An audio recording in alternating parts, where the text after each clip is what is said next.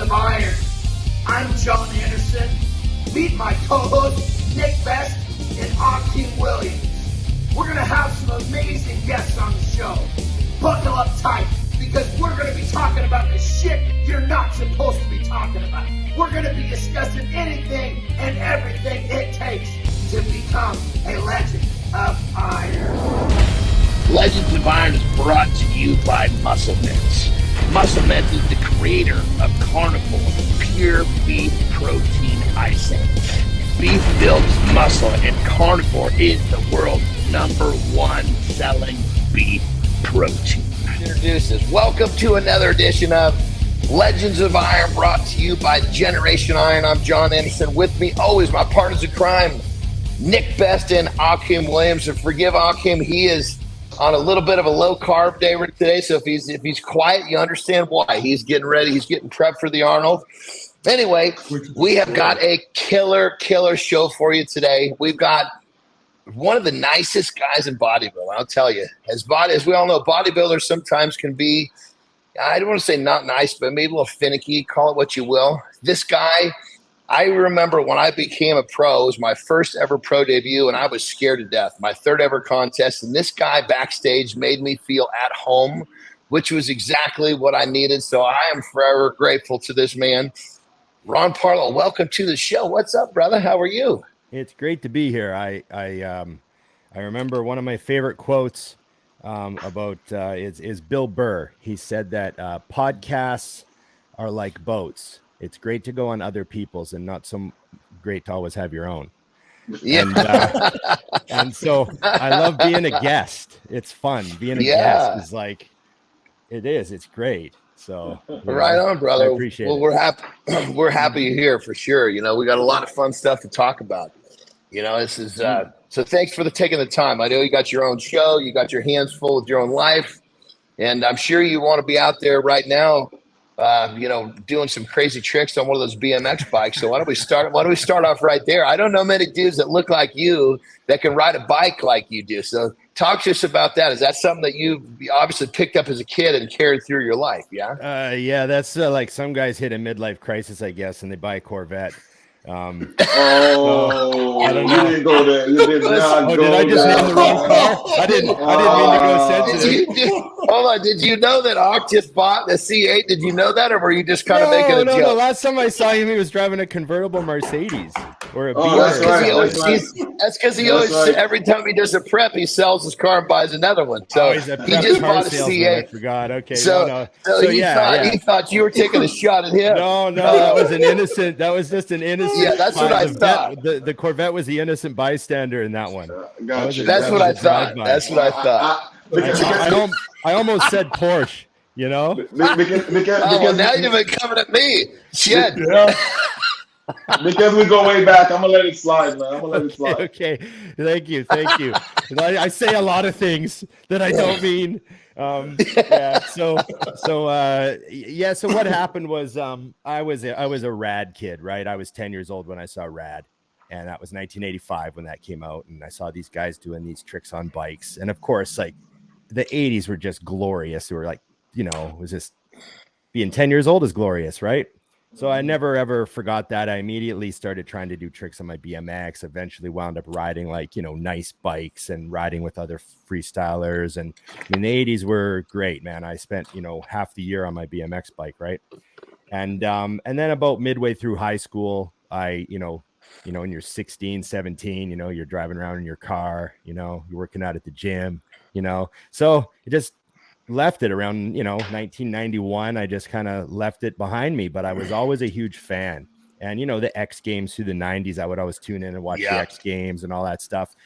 And I always had, I was always drawn to the flatland, and they weren't like featured on the X Games all the time. It was always the ramp stuff because that's what, looks good on TV. Right.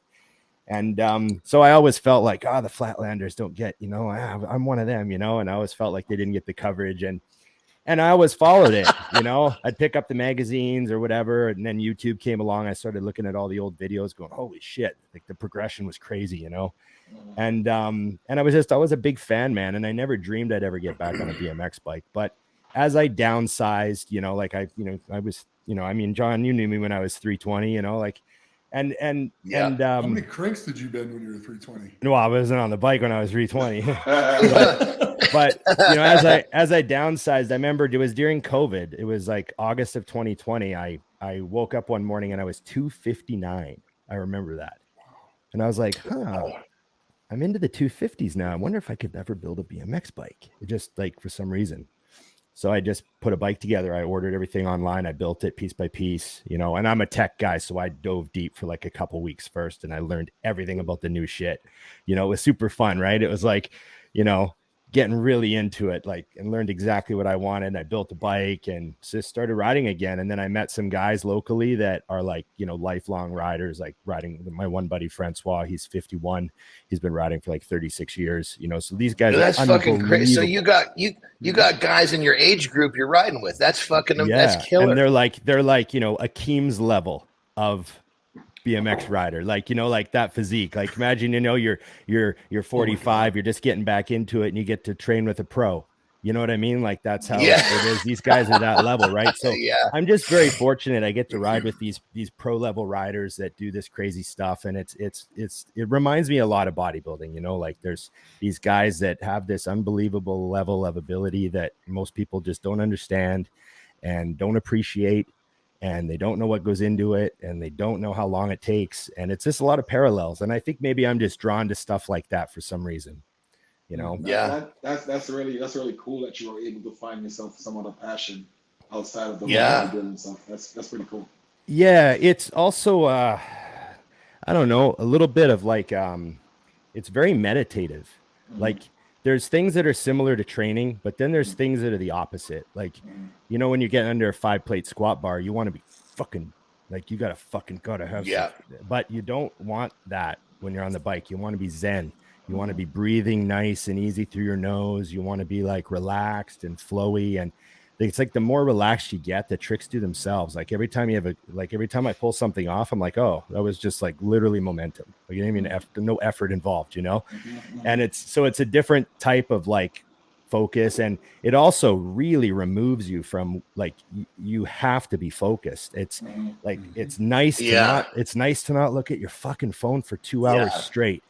Like 2 hours straight. I don't look at my I don't even think of it, you know? And that's another thing. It's like, I think that we all should, it's nice to have something where you can just literally turn things off. And that used to be training for me, right? You know, training for me used to be where I would be like, fucking, like, I don't give a fuck. I don't like, you could tell me, Ron, I think someone broke into your car. And I'd be like, I don't give a fuck. Like, you know what I mean? I'll deal with that. I'll deal with it after the workout. Like, you know, like, just, but, you know, now I do give a fuck. Like I train at my own gym. Like, you know, I do give a fuck. I got stuff going on. Tell us about that. Tell us about that. You know, your gym is another thing we want to talk about. That's it. You open that was that open during COVID or how did that whole thing unfold? No, 2017. We opened West Coast Iron in 2017. Okay. And what happened was, you know, a few of us were training at the local gym. It was like the non-corporate kind of shithole gym, you know, and, you know, they had, you know, loud music on and didn't really fix stuff, but you could train there. And I was still competing at the time. So that's where I was training, you know, and, well, I'd sort of retired, but not like officially admitted it to myself yet. Right. And then the owner of the gym passed away and the gym closed.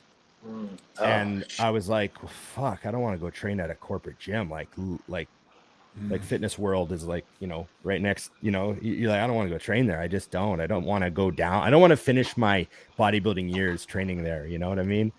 And so a few of us that were without a gym, we just scrambled and put something together and we took the space and we reopened the space as a new gym, West Coast Iron.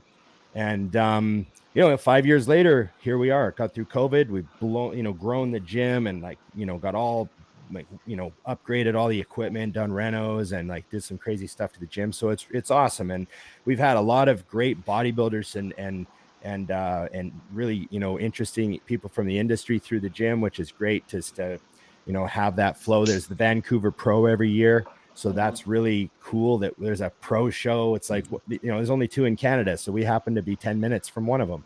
So we get Yeah. like, we've had, hotties in there to train. Big Rammy's come and trained. Nathan Diash has been in to train. We've had everyone who came to do the Van Pro all those years. Ian Valier and Chris Bumstead, they came out for the summer during COVID because their gym was shut out east.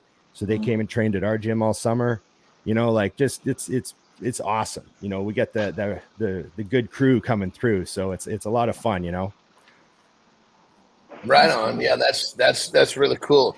I guess that's the whole thing of you guys running through COVID. Somehow, some way, I had picked up that you had got it going. I was like, dude, you got some a pot of gold there if you got that thing going during COVID.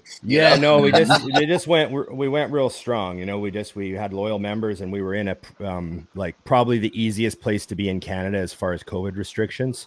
There was still a bunch of bullshit. Like owning a gym was just constant bullshit with the health department, but at least we were open.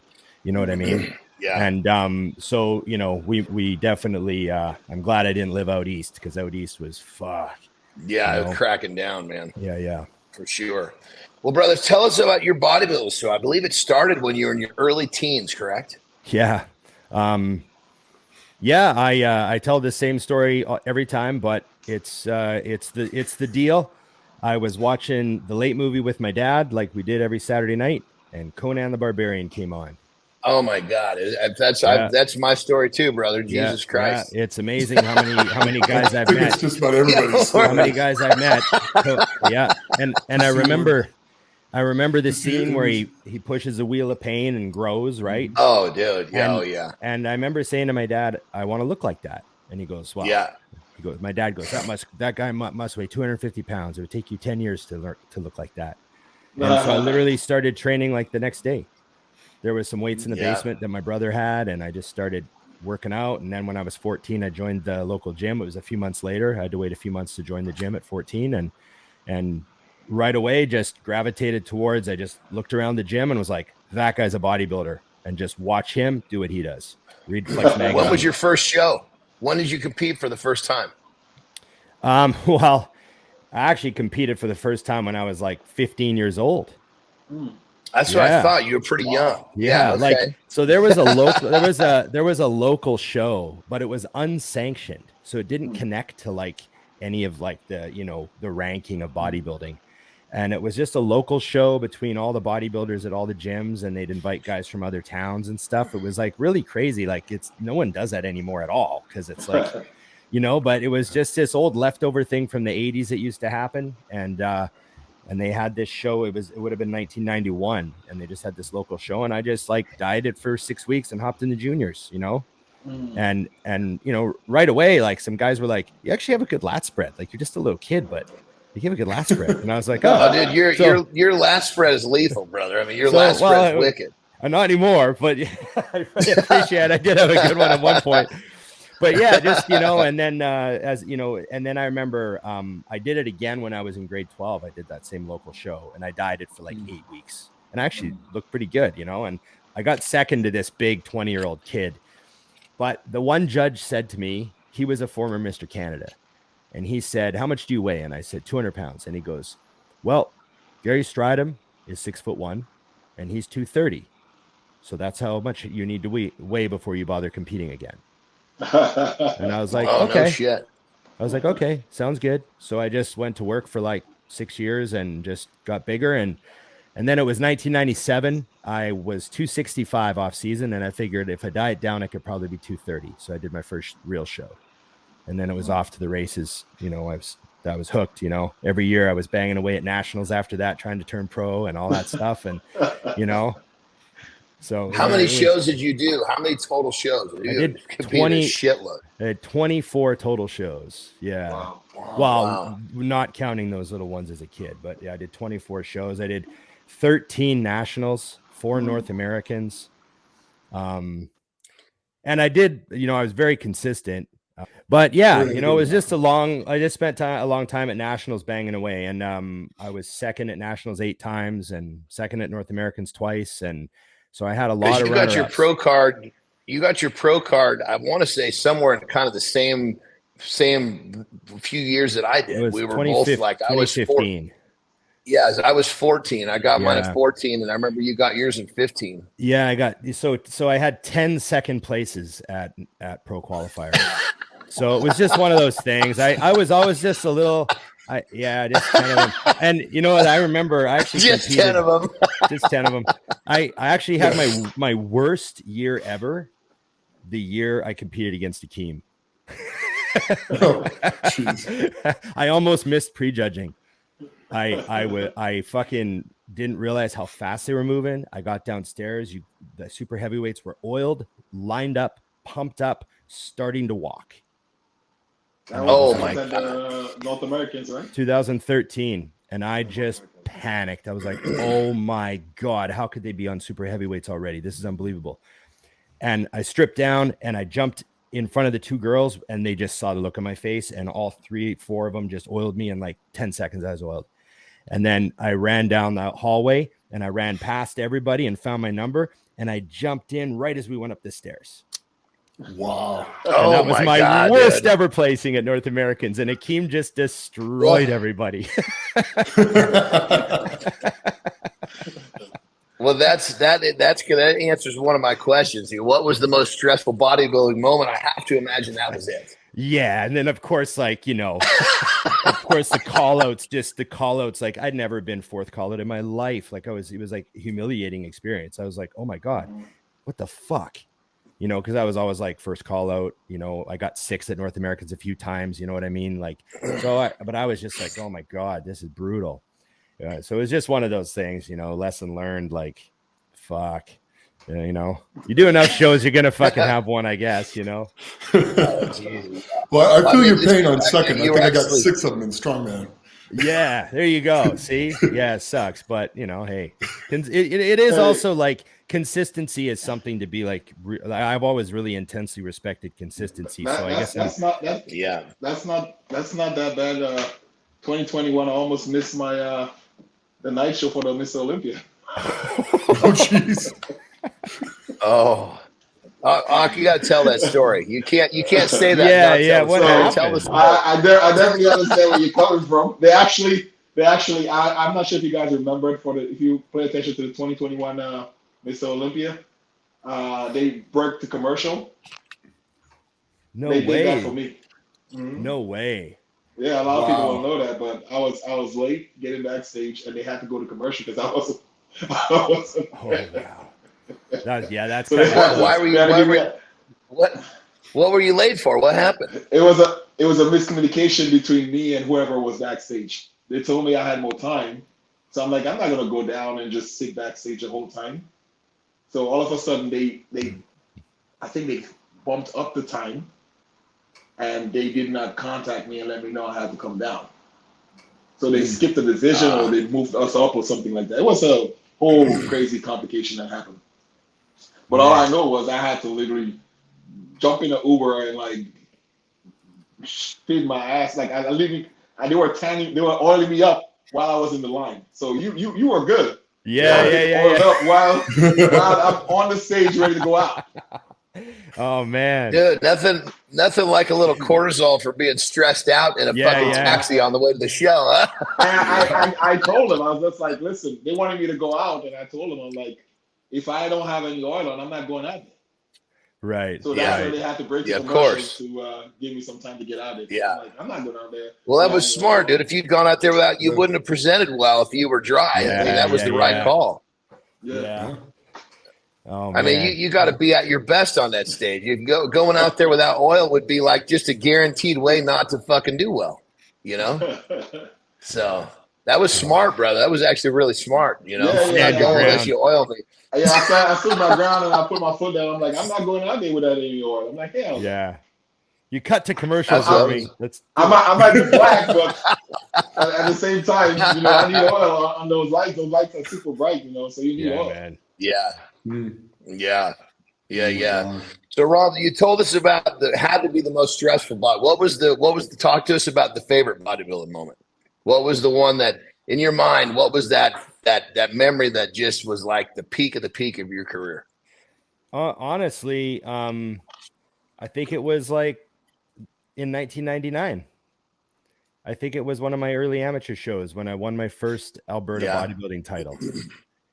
I just look back on that was my last show of the 90s. That was like the end of the 90s. And it was like just a magical time for me. Like I was 23. I was fully Dorian style, everything, like training like a madman. And every time I went into a gym, people were like, "Oh, Ron's here." Like it was just it was just awesome. Like, and like, cause like I was the guy that trained like Dorian in like the 90s where I lived. And it like I knew like all the guys that I knew, they were all started training like that, but I started first, and so it was a lot of fun and innocent times, you're on hardly any shit and you look fucking nuts and, like just, and all your friends are there. It's a local show. So like 30 of your friends are there and, it's to win your first overall, like your first overall is a really great feeling. You know what I mean? You're last guy standing, you know what I mean? And I was like the nobody from the small town, like all the guys that lived in the big city, everyone was like coming to see them. And I was like the kid that came from like Grand Prairie, like, holy fuck, where'd this guy come from? Right. And so it was just cool. And then after that, it was always nationals. And that was where, super high pressure. And, a lot of those seconds were like pretty disappointing, even though I looked really good, you're pretty, fuck, so I think when, favorite moment would just be go back to when I was young and one of those early shows, probably, I put a lot of pressure on myself and I will admit that I probably didn't enjoy the actual contest as much as I should have. That's why that's just how it goes. You want to win so bad. You're there to compete, you're very focused and pretty serious. And, so probably that has something to do with it too. You know what I mean? Yeah. But that whole thing of you putting that kind of pressure on yourself at the time, it's really tough. But looking back, sometimes it's those high pressure situations that create such a fond memory because you could remember so much about those situations. There was like I won my first national title in 2007 in front of a hometown crowd. But I didn't win the overall that day. The middleweight fucking beat me. And I was just like, oh, so that kind of like, I had this like super high of winning the supers, and then like 10 minutes later, I didn't win my pro card. So I was like, oh, fuck. So it was just one of those things, right? Yeah. Wow. So it's just, so I had a lot of great moments, and how it is, like some of the second places you get or thirds or fourths, some of them are awesome because you look great. You're like, fuck, this is the best I've ever looked. Okay, I'll take third, whatever. That was going to be my question to you. Yeah. You said you had taken a second place, maybe 10 times? Yeah. What kept you going after taking second place so many times? What kept you coming back? I've always been like an odds are guy. Like, well, statistically, like I'll do that in my head a lot. I'm like, statistically, this is something that I don't need to worry about, So I guess I just thought like my, I have to win eventually. Like this can't continue. This is getting ridiculous, like fuck, I'll just keep working hard. But there was just always that one guy. Like I was always like, like I another great thing that I got to compete against like all these awesome guys that went on to be good pros, like I competed, I got second to Fuad. I got second to Frank McGrath. I beat Ben Pekulski and then I didn't turn pro that day. And then the next year he beat me. So like we had a little back and forth. And then Antoine Vallant, who I watched Antoine come up as a kid winning the juniors. And then he made his move to the men's division and he actually got last in the supers one year. He just got last somehow. But then a couple years later, he showed up and I got second that year and he won.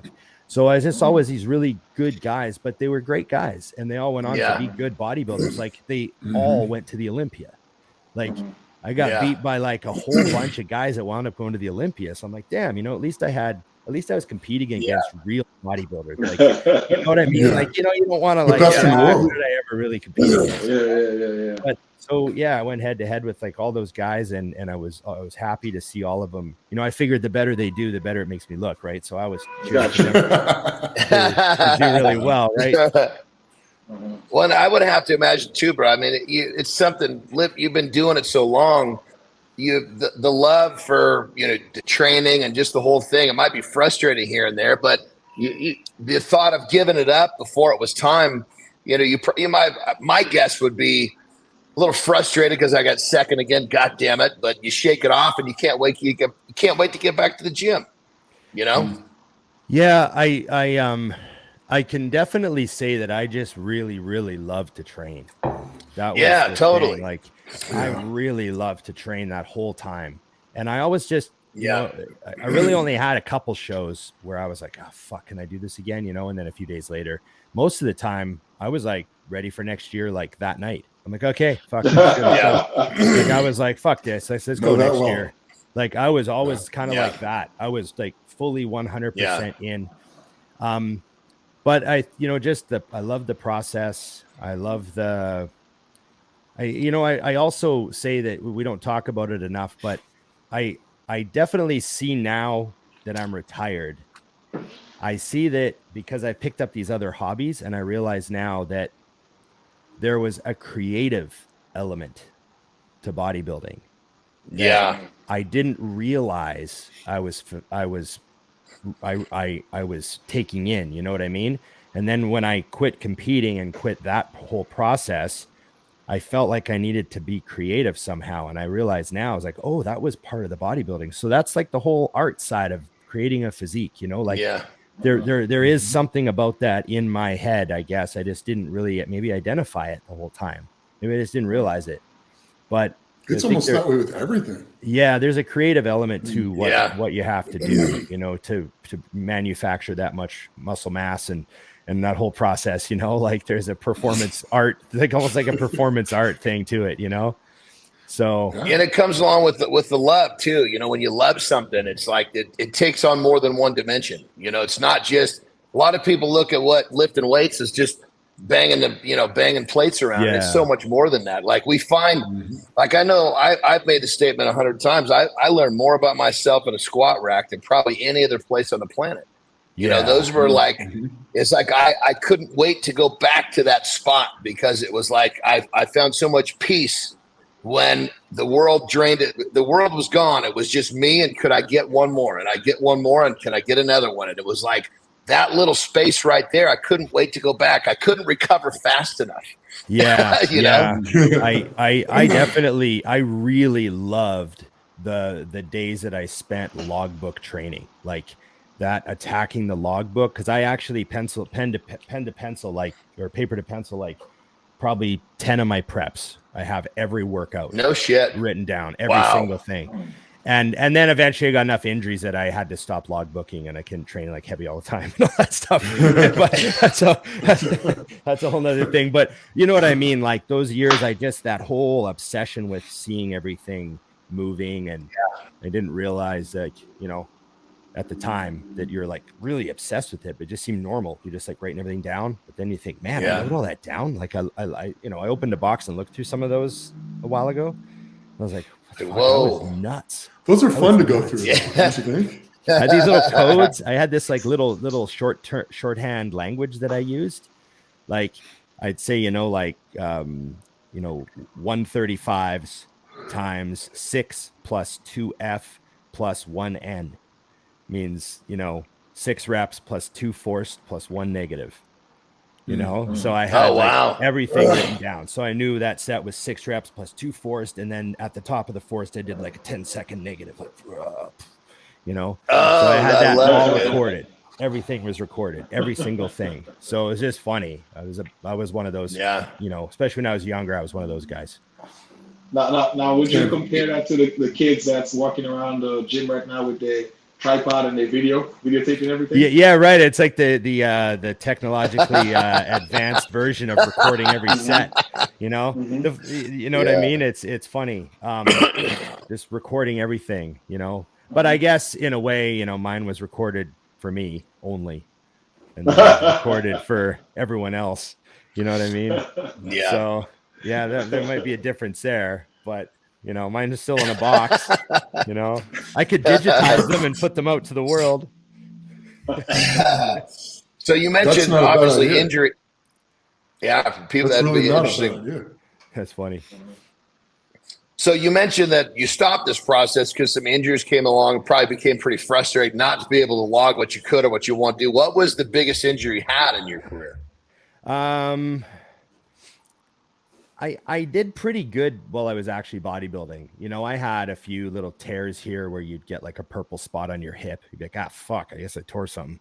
You know, I had a few of those. I guess I better not do legs for a couple of weeks and let this heal, you know, like that sort of shit. You know, I had a couple shoulder injuries that, you know, took me out of pressing for 2 months, you know, that sort of shit. But I never had like anything severe until after I was already done. You know, my last show was 2015. And then in 2016, when I was still playing with the idea of like doing some pro shows and stuff, I tore my quad and ruptured my quad tendon. And so I had to have a full repair. That's a big one. Yeah, full reattachment of the quad tendon and stuff, and rehab my leg. And then as I was rehabbing my leg, we opened the gym, and then, you know, I just never thought of ever competing again. But, you know, the leg did really well. You know, I got my leg back for, you know, all intents and purposes. It's you know, I got my leg back. It's actually my good knee now. Yeah, I was gonna say, is it dude? I was gonna say it because like I did a bicep, and that side is actually better. And my same with all my injured joints are the strong ones now. Oh, you know, really? the ones that had surgery. Yeah. Same thing with my lat. Yeah. Bad lat, never torn.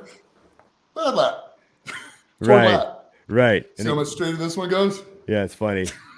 Yeah.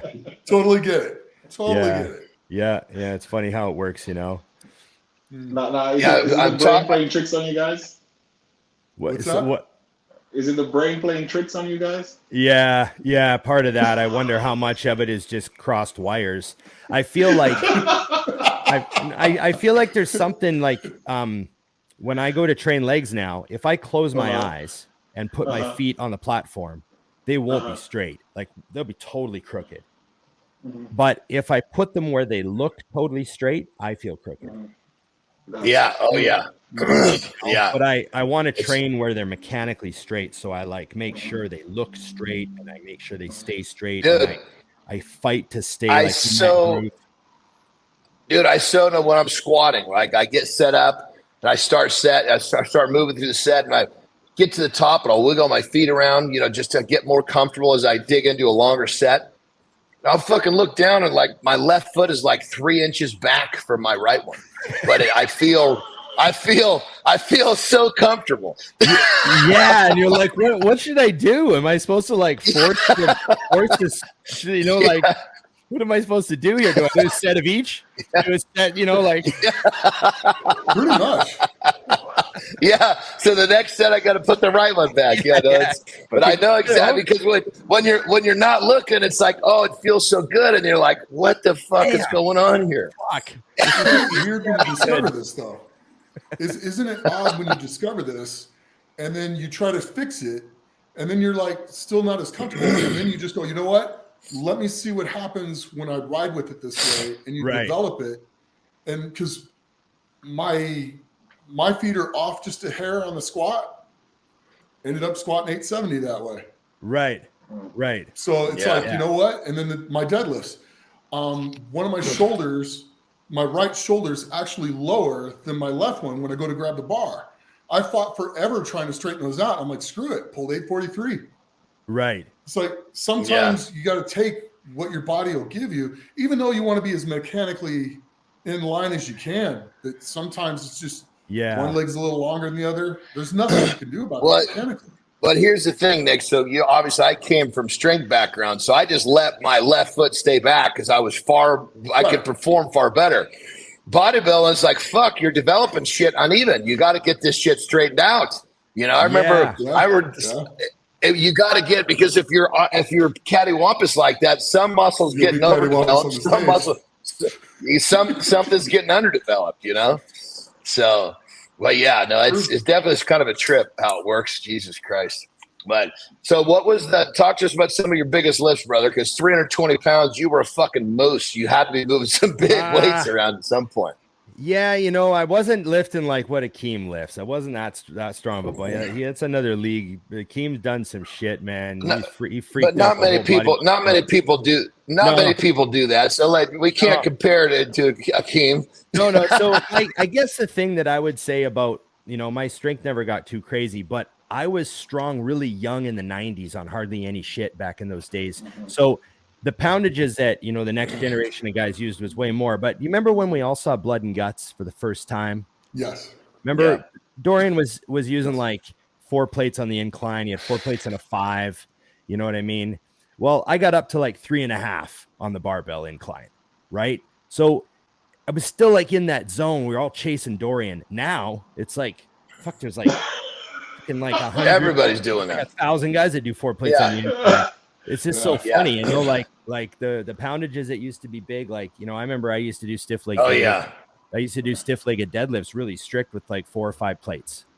And everyone in the gym would be like, holy fuck. But nowadays, like, that's like, I have like 3 training partners. There are 3 guys I train with that can do that, like it's so funny, and they're all in their 20s, it's like, so it's just, I remember using like 165 dumbbells on the incline when like no one in the gym was using them, like in, the late 90s, that sort of thing.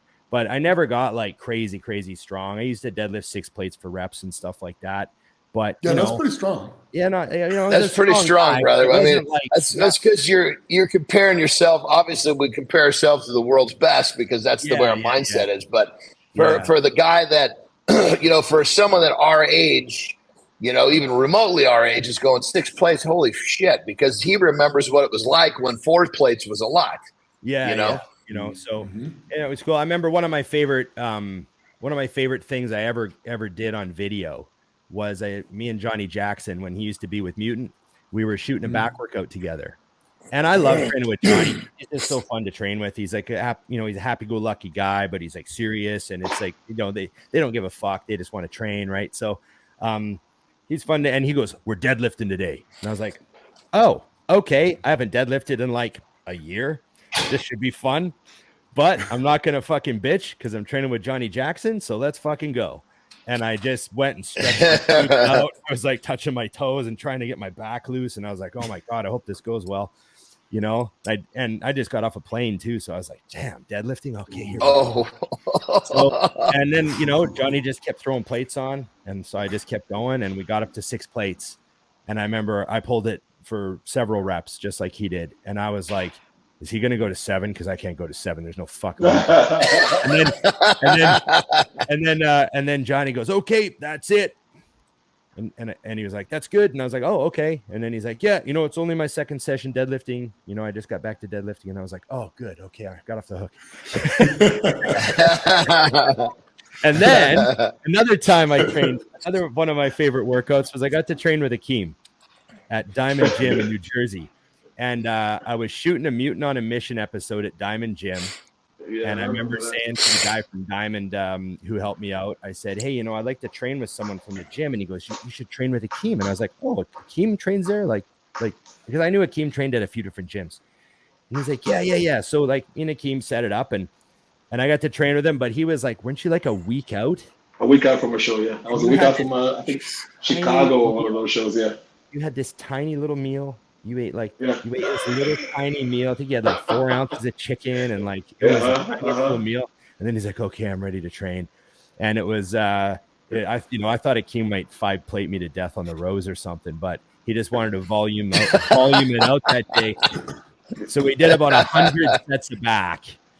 And, it was about 100 degrees in Diamond Gym that day. And I was having hydration issues as a Canadian. I was I was like a gallon deep by the time we were done, completely soaked. So I made it though. I didn't bitch. Because Diamond Gym is one of those gyms. They don't put the AC on in the summertime. Man, it was hot. Yeah, no AC yet. So tell us your story with Mutant. You literally. Myself, even me, and we were talking before you got here. You're so connected with Mutant. I actually thought that you were like a part owner at one point.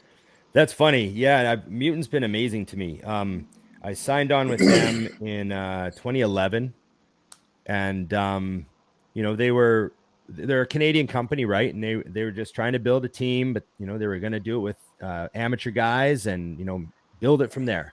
and I got on the team, and then right away my marketing manager, he goes, "Hey, we got this guy named Rich Piana. Have you heard of him?" And I was like, "I know who Rich Piana is. Rich Piana won the California in like 99.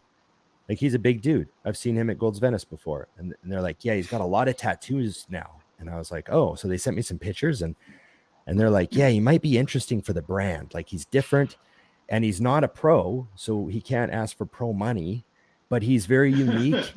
And, and they were on a budget too. Like, at the time they were a much smaller Canadian company, and they were like, we get this guy who's totally unique. Alex Ardenti knew him from Gold's Gym, and Alex Ardenti was vouching for him because Alex is a good friend of all of us. And he was like, "Hey, this guy would be interesting for your brand. He's great, a great personality. You could put him on camera." All the video stuff was starting to really happen around 2011. Remember, it was really getting going. Instagram hadn't quite come yet, but we were on the verge. And our marketing manager and he was like, "Let's do it." And so I mean, I was just newly sponsored, but I was kind of involved, like, let's build a team, right? And they brought Rich on, and I traveled the world with Rich for the first year and a half that we were with Mutant, and got to go to like my first FIBO, got to go to my first Arnold. I had already been to the Olympia as a fan a bunch of times, but it's back to the Olympia, but at a booth this time. It was different. It was like, fuck, I'm like in with the company now. And right away my boss was like, "Hey, we're going to put a microphone in your hand, and we're going to let you interview all the other athletes." So I was interviewing the other guys on the team. We had Ronaldo Gary, we had Martin Kellstrom from Sweden. We got Johnny Jackson. Remember Martin Kellstrom? Yeah. And we had Johnny Jackson. So I was like kind of the guy with the microphone interviewing the other athletes on the team. And, I'd interview Rich, and, we started doing all the training videos together. And, of course, everyone knows what happened with social media and video and all that. But, Mutant was really on kind of the front edge of pushing that. They invested in that Alex Ardenti series with Rich Piana that went viral, that everyone remembers, with like the pit bulls and cars, and the episode about the girls, and the episode about, eating and all that stuff. Everyone remembers that series and how it looked. It looked different than anything anyone had ever done. And millions of views. All those videos got millions of views. And right away when they sent Rich and I to our first Arnold, we got to the Arnold, and the lineup for Rich was fucking huge right off the bat. What year was that? 2012. Yeah. I was there that year. Yeah. All of a sudden, that line was forever long. Yeah, we got all set up, and Rich was a really interesting guy. He goes, "Fuck this. I'm gonna go stand in the hallway," because he was right on the corner, but he's like, "I'm just gonna stand out in the hall, because then everyone can see me from all four directions, and I'm gonna fill this place up till the fire marshal comes. I'm gonna fuck this whole place up." That's how Rich would talk. Like, that's how he was. He was like, "Watch this. I'm gonna fucking destroy this. This is gonna be so clustered with people." And he went and stood in the middle, and all of a sudden it was like literally what he said. Like, the lineup was just chaos. And then literally people were coming going, "We need to move this lineup." And like, it was just hilarious. It was like, Rich did a bunch of that stuff. Where it was like, he just thought differently, It was like, let's Well, make I mean, clearly look what he did. Make a scene, Once he had his own brand, that's what he did. He was a master at it. Yeah, that was always his thing. And I remember specifically, I'll never forget, he was holding his phone. He goes, "Do you have Instagram?" And I was like, "No," because I hadn't even heard of it. He was the guy that told me about it. He goes, "You have to get it. It's going to be huge. The entire fitness industry is going to migrate to Instagram. They're going to say, fucking leave Facebook. It's going to be all on Instagram, 1000% of it. Get on now." And I was like, "Oh, okay." And I remember downloading the app. So he was just like, that's how he was. That's awesome. Yeah, I remember having to push through those people to get back to the stage to go compete. Yeah. Yeah. He was a funny dude. It was packed in. I was like, "Guys, I got to get through here." Yeah. Yeah. He had a lot of like vision for, the social media and the video and, that sort of thing. So it was great, because I learned a lot from him too. And just his attitude was interesting to observe, and like, okay, that's how he sees that. Okay. We meet a lot of unique people in this industry, and I think he's trying to learn from them, and, You know what I mean? Why not? Yeah. You know? You're sure right about that. Yeah. Yeah. Yeah. What's your biggest takeaway from Rich? Oh, fuck. So one thing that I always admired about Rich was he just start. Like he would start something, barely knew what he was doing, but he's like, I'll figure it out as we go. Let's fucking go. Put the ad up. Right? Like, yeah. Give us an example. Like, give an example. Well, like he would think of something to put on his shirt, and he would have that shirt on his website that day, even though he didn't even have one printed. He'd figure it out. There'd be orders for the shirt coming in. Be like, fuck, figure it out. Call that distributor. Get it done. He can't do it. Get that guy to do it. Fuck it. We need 1,000 right now. The orders are coming in. Like, that's the type of guy he was. Like, he didn't wait. It was like, get going now. Every fucking minute counts. Like, get ahead of the next guy. The next guy's going to do it. Fuck that guy. So he was that makes a lot of sense because he was, I mean, once he got his own brand, I mean, he just growing so fast. That makes a whole lot of sense, you know? Yeah.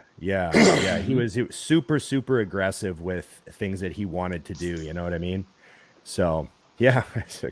So yeah, it's a good takeaway. Like I learned a lot from just kind of observing, you know, how he saw that. And did he just kind of outgrow Mutant, realize it was time for him to do it on his own, or what was the separation all about? Yeah. I think that was like always, I think everyone saw that and knew that was what was going to happen. You know what I mean? Because his popularity like got so huge that they're like, we're not going to be able to afford to re-sign him. Like, you know what I mean? Because he had like that, you know, whatever year and a half he was with the company. But then when it came up to like re-sign, I'm sure, you know, it was just a situation where he didn't even want to re-sign. He's like, I just, you know, not even gonna, because he said, you know, right, it was all like, yeah, I'm gonna go, you know, and then, you know, within like weeks of his contract expiring, he had his brand launch. So I mean, it was all expected, and everyone knew it was coming. And it was, and we wished him well. Like he would come by our booth and talk to my boss, and they'd like, you know, shake hands and chat, and our boss would always go by his booth and say hi, and it was all good, you know, like you know, so. And that's the way it should be. That, you know, I remember when I talked to him, he was like, listen, he goes, Mutant made me a star. That's just the bottom line. He goes, without Mutant, they were the springboard. He goes, they made me who I am, and now basically I get to do what I'm doing because they put me in a position where everybody knows me. And also so he was really, he recognized that, you know, that you guys had really put him in that spot, you know. Also too, I think everyone realized Rich was like uncontainable. Like you know, he the way he was growing, they were like, oh well, I mean, he's not gonna, like, there's no way he's gonna be able to follow anybody's rules. There's no, you know what I mean? Like there's just like you just can't. No one will be able to, like, he's not going to sign with anybody. He's going to start his own company. That's just what's going to happen, you know? Yeah. So for sure. One thing I would say about him is the way he marketed himself as a brand. It wasn't just a supplement company or anything like that. He was more like, this is me. He understood. Yes. He understood culture creation. And I mean, that was something that was one of the reasons why Mutant wanted to get involved with them, was because they had discussed that as an element. And it's, you know, and that is, I mean, look at all this, the brands now, it's all about culture creation, you know. You got to have more than just your product. Yeah, you know? For sure. Joining the family, you know. For sure. So switching gears, brother, I remember hearing you talk a few different times about, you know, how obviously building muscle. I mean, that's what it's all about. And I remember hearing you talk about how the people, you know, they try to build muscle and they're overdoing it. Your formula was this kind of slightly less just consistency. And so kind of talk to us about it. When I say slightly less, I'll let you put it in your words, but I've heard you talk about how people just if they don't let themselves recover. And for those guys listening that want to put on muscle, they think that you got to train, you know, you got to train 10 hours a day, 11 days a week. Explain how that's not really going to be helpful. Well, I don't ever say that I had the perfect formula for doing anything. I mean, there's a lot of guys that are way better bodybuilders than I ever was that, don't train to failure and don't do that stuff. But I mean, I'm just saying that, my experience was that this was an extremely hard thing to do. It was extremely hard for me to get big. Like I trained my fucking ass off. I trained way past failure, probably way too often. I trained super, super fucking hard, I got, fucking threw up on leg day and got the nosebleeds on the leg press and everything. And, did all that shit. But I was the guy that was getting bigger than everyone else around me. I was the guy that was growing and, I was the guy that was the heaviest guy in the gym. I was the guy that was the biggest, you know what I mean? A lot of times, like, I look around and be, well, I ain't nobody else in here is 300 pounds. So I don't know, like that. I'm just saying, the gyms you're in or the crowds you run, you start to think, well, what I'm doing is working, like, Yep. And then of course you run into your roadblocks, you run into your multiple second places and you got to say, what the fuck, maybe I got to do something different. And you start to, try to experiment and change things up. And I do have something that happened like several times. And it was when I tried to train 6 days a week.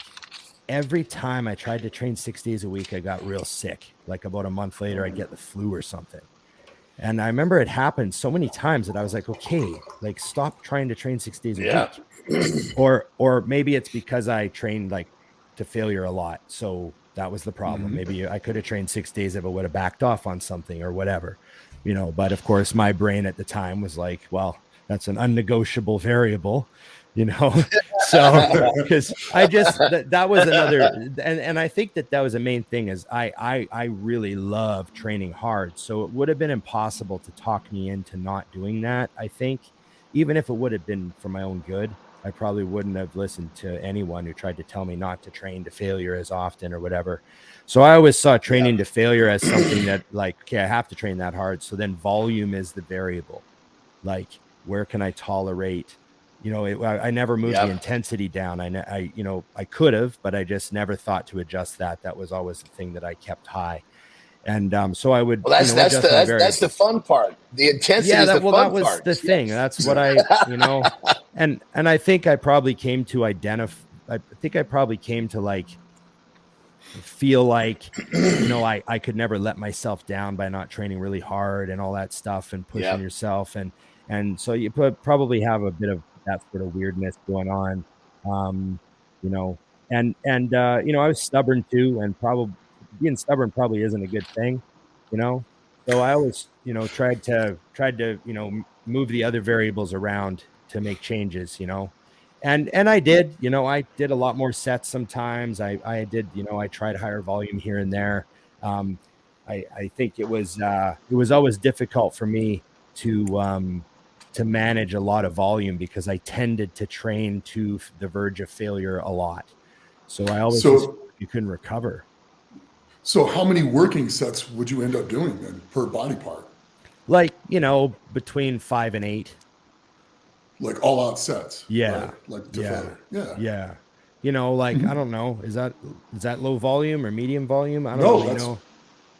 That's actually, even for strongman, I mean, I'll do 1 to 2 heavy sets, like all out heavy sets, and I'm done.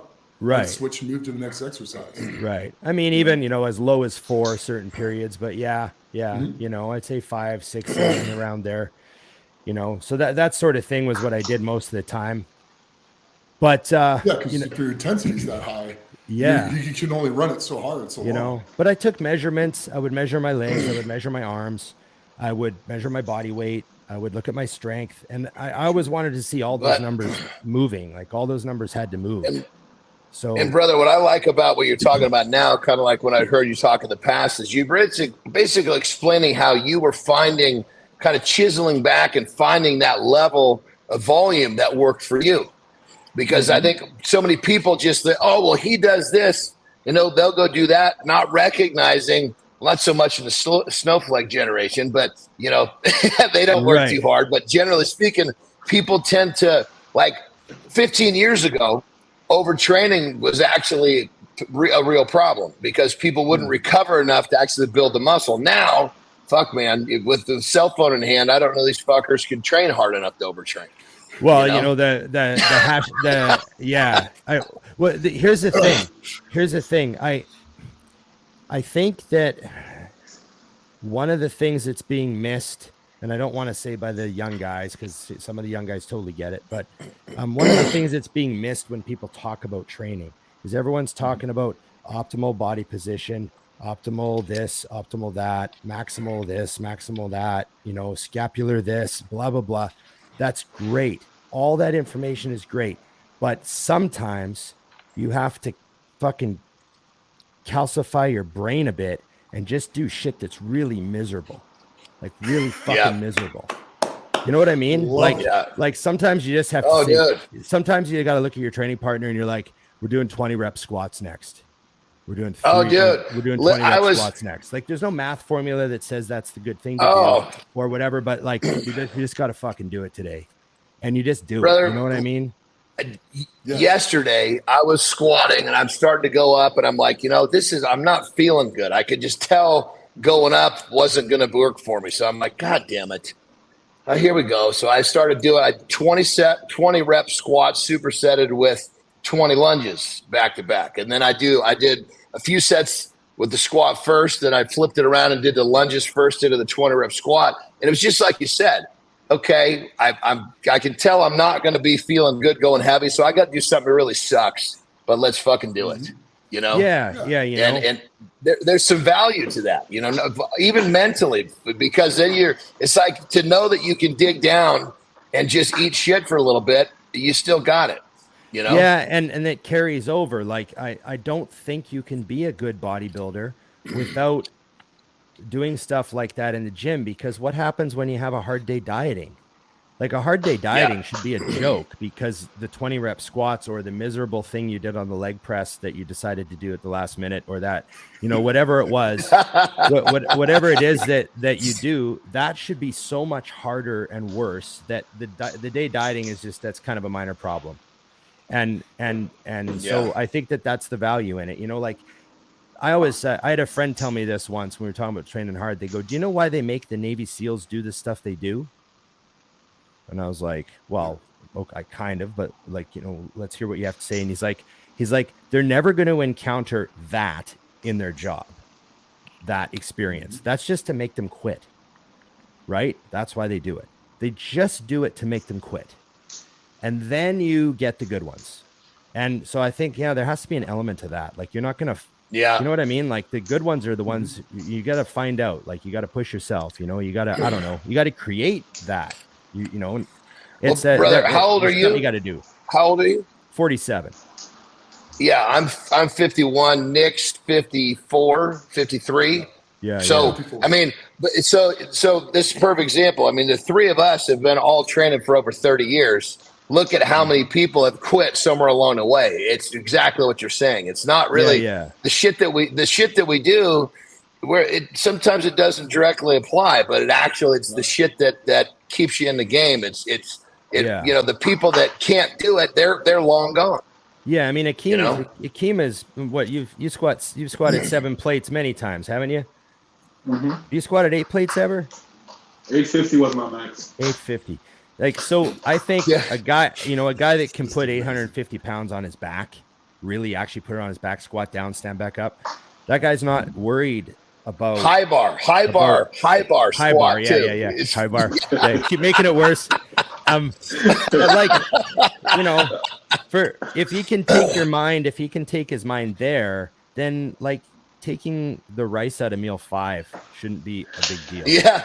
Dude, and it's like, check this. We're at an expo, and I think it was like every hour he had to walk around the fucking booth. There was a bar there with like 7 plates. He'd just like fucking walk around there and fucking pick it up. Everybody knew at the strike of the hour he was going to come lift that fucker up.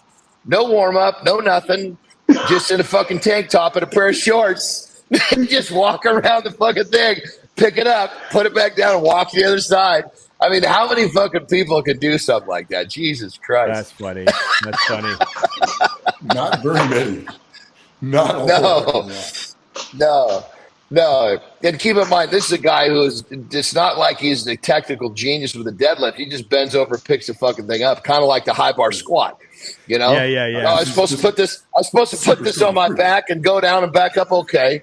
You call me a caveman, John? No, I'm just saying. No. What I'm saying is, I'm busting your balls. No. I've always looked at you, but I'm thinking if somebody taught him proper technique for strength, oh my God, that's what I thought. Because you've done this. I always laugh at that video of Ronnie squatting 800 because he's in those boots. Same thing. And like, you know, he just doesn't seem to give a fuck that it's 850. Like, should I stand just going down, man? Yeah, it's just fucking just going down. Yeah, I mean, it's literally, the difference, just the leverage points of learning to put the bar down on your back, because your back's like a lever. The further the bar's down on your back, the shorter the lever gets. The leverage points change dramatically. I can't tell you, 2 inches will put 100 pounds on your squat. Yeah. You know? It also puts the balance point on your heels or the middle of your foot. On your heels, which now you got more. Then you got more muscles working. So it's like going from a 6-cylinder to an 8-cylinder just that quick. Yeah. You know? Yeah. So I was looking at going, he just bends over and picks up the goddamn bar. He's toe heavy when he does it. He stacks that. He's got the bar so high it's on top of his traps. I don't even know how to deal with from his legs on the way up. Yeah. Never scrapes his shins with a deadlift. You know, so I always just looked at you thinking, God damn, if somebody taught him, strength was never your issue. It was building the muscles. So the way you were lifting was building the muscles perfectly. But if you ever wanted to turn it to strength, it would be fucking silly. Hey, Akim, remember the days when RX Muscle was doing those challenges with you? Yeah. Which ones did they do? I remember sitting at the office at Mutant and watching them on YouTube. I remember you did. I did a lot of them actually. Yeah, you did a bunch of them, didn't you? I think you did a deadlift one, a squat one. You did a couple ones. I actually competed against Derek Thompson once. Oh, yeah. How'd that go? Okay. I actually competed again, and I was actually 2 weeks out from a show then too. Yes, I remember. Yes, so which ones did you like win all of them or some of them? Well, the one with Derek Thompson, I think I was either second or third. I can't remember. Right. Okay. I think that day he pulled 850, and I pulled like maybe 750 or 780 or something like that. Oh, okay. And there was another kid that pulled 800, I think. That's crazy. But I probably could have done better, but I think I was like 2 weeks out from the show. I think I was in Chicago. Yeah. And Palombo needed a pro to do it. And I'm like, Dave, I'm 2 weeks out. And he's just like, oh, you're not going to lift heavy. You're going to be fine.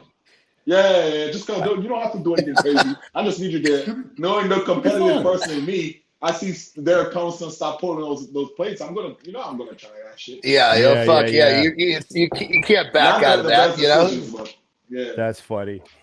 Yeah, I remember those. I remember I'm like, what is he doing? It's 2 weeks out. That's crazy shit. I love it. So, dear brother, tell us about. I always like to have some sort of inspiring stuff in terms of you've been training so long, you've done so many contests. Tell us a story where you had to overcome some sort of obstacle to get to where you were going to reach that goal, because unfortunately so many people don't understand that really what it comes down to is you're going to have to go through something you don't want to go through to get where you want to go. And it's always helpful to hear a story where someone can actually hear the details of another person doing it. Well, man, there's a few things. I'll start with this one. First of all, I moved to a different city to train at the bodybuilder gym. You know what I mean? Like, back in the relocated. Yeah, like in the late 90s, I did a bit of traveling when I was young. I lived in Australia for a couple of years, and I was bodybuilding the whole time. That's a great story. But when I came back to Canada, and I was like, okay, I got to turn pro. I got to make my run. You know what I mean? And I said, okay, well, where am I going to go? I got to go where's the best gym? And it was at the time in Western Canada, there was this Gold's Gym in Edmonton, Alberta, which is like the Texas of Canada. And there was this Gold's Gym in Edmonton at the time where all the competitors were training. You know, that was the Western Canadian hub of like a lot of the bodybuilding that was going on. So fucking moved there. You know what I mean? And you know, I know that's just a simple thing, but I hear guys say, oh, I want to be this, I want to be that. Well, go surround yourself with those people then. Get your shit, go where you gotta go. Like, don't stay and it could be anything, but don't stay at your local gym where you're the only bodybuilder and talk about how you want to win a show next year and all that stuff. Like, fucking, you know, go to like a real gym. Go get it. Like, yeah, go get it. And like, you know, I don't know. That was just how I was. That was my attitude. Well, where do I got to go? You know what I mean? I wasn't going to move to Venice. I was Canadian and young kid, you know. I would have wind up just getting pimped out by the you know, the predators at Venice. I just kidding. But you know what I mean. Wow. I just try to show my sense of humor a little. But yeah, I was smart enough. I was smart enough to know not to do that. We'll put it that way. But I did want to go where the bodybuilding was, you know, and surround yourself. And you know, I would pack up and move like that for bodybuilding. And brother, you know that's a great, that right there is a great tale, because when someone is willing to pack up what they got, leave who they know to go chase the fucking dream, there's no bigger fucking, you're over. I mean, you're literally just totally changing everything you know to go get it. And that right there. I don't know. There's not a better story than that, brother. Yeah. You know? Yeah. It's just that you know, do that. If you really want to be a fucking actor, you know, then go where the acting is. Like, fucking move. Like, that's why everyone comes to Vancouver. Half the people in Vancouver out here, you know, they want to be, it's Hollywood North, right? They want to try to get a part on something, you know? So there's a lot of, but you gotta come out here. Like, these people are going to get the parts. You're not. Like, get on a fucking plane, get out here, you know? So you got to be willing to do that for what you love, regardless of what it is. And that's a big thing. Like, you have to take the chances in order to get the chances. You know what I mean? Like you have to be willing to just figure it out, you know, figure it out as you go. You know what I mean? You got to be willing to take the risk. I love it. Yeah. You know, if you're not willing to take the risk, you're never going to get anywhere. If you play everything safe. What's that? You know, if you play everything safe, you know, you're never going to be anything.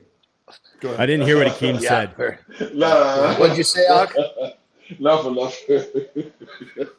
I said, you got to take the risk. You got to be willing to. He said you got to be willing to take the risk. You got to be willing to. I said, yeah, just like me. I got to go be willing to eat my meal right now. Yeah.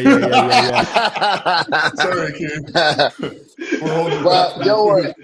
Well, don't worry, Ak. We got 2 more questions and we're wrapping this baby up. We've had Ron on here for over an hour. His glutes are just going to be even more peeled. Just be even more peeled. His glutes will be more peeled if he just waits another 10 minutes.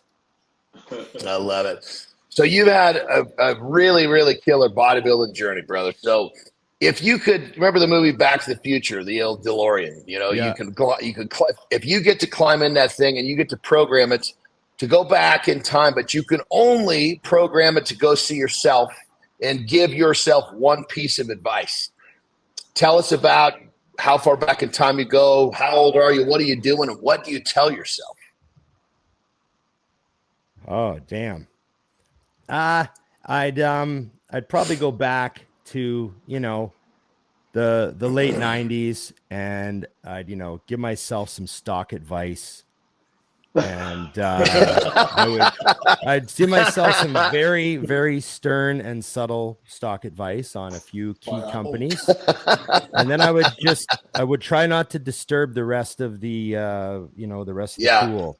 I'm a big believer in that whole butterfly effect thing. You know, you don't want to, you know, and which leads to, I mean, I love the question, but it does lead to one thing that I'm always very stern on. It's that I wouldn't change a thing.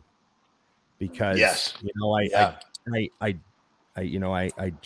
can never bring myself, you know, people say, do you have any regrets? I just can never bring myself to really list one, because I know how it would change everything. And I just, you don't want to do that. You know, like you try to change one variable, you wind up, you know, it just could be bad, you know? And I was just, brother, Yeah. The people that we have come on, a lot of the people, you can tell the people that have enjoyed their journey, they don't want to change much. You know what I mean? And a lot of times it's exactly what you're saying here. Of course, you'd go back and make some quick cash, but everything else you wanted to unfold the same. It's really telling you that you had a great journey, and that's what it's all about. You know? Yeah. I have another question is, do you wish you would have turned pro? What would you have done if you would have turned pro earlier? And my answer now in hindsight is I would have got my ass kicked and probably wound up retiring. And then everything happens for a reason, but everything happens for a reason.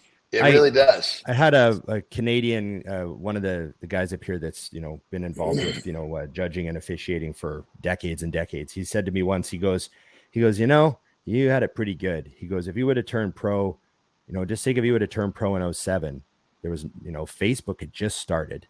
There was really no self-promotion. Yeah. None of that stuff. I would have just been a shitty pro who was too tall and not big enough. Because I was like 257 that year, and pros my height were like 290. So like it just wouldn't have mattered. But I guess by staying an amateur for a long time, I got to just build a real network in Canada and in the States and doing my thing and all that stuff just came together and it was all for the best. And that's it. Yeah. So that's how I feel about it. That's really fucking cool, brother. Well, on that level, I mean, you've had a great journey or a great story. When it's all said and done, what do you want to be remembered for?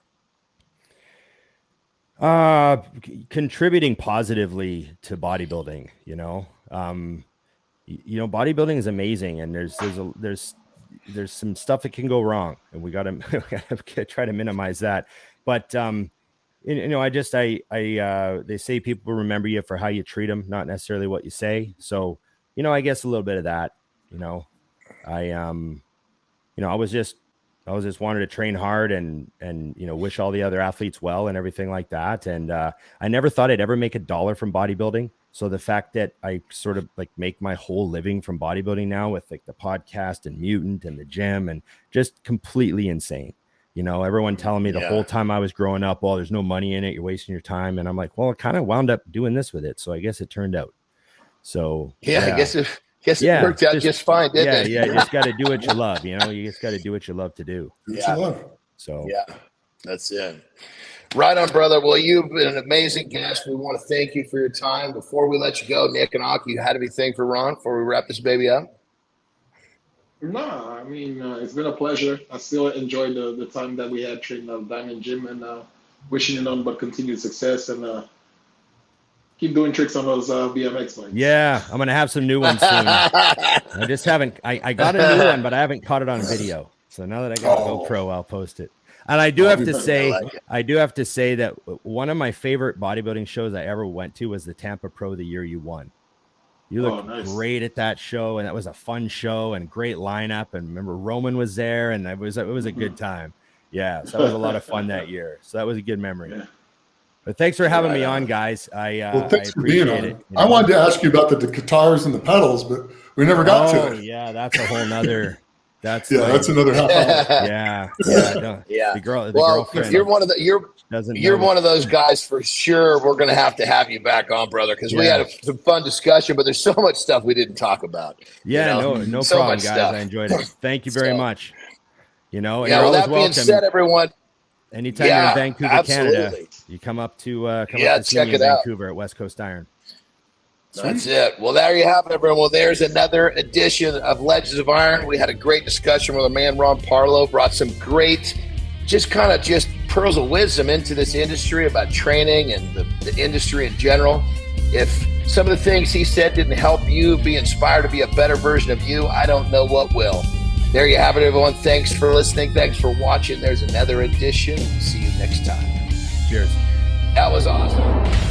Legends of Iron is brought to you by MuscleMeds. It's time to stop around. You want to build some muscle? You want to build some serious muscle? Well, guess what? Beef builds muscle. RTD, carnivore, ready to drink, lactose-free, tastes great. You want to build some muscle? You better start eating some beef. Beef up with Carnivore RTD. 40 grams of protein, 0 fat, 0 sugar, 0 lactose. What the f*** are you waiting for? Get yours today.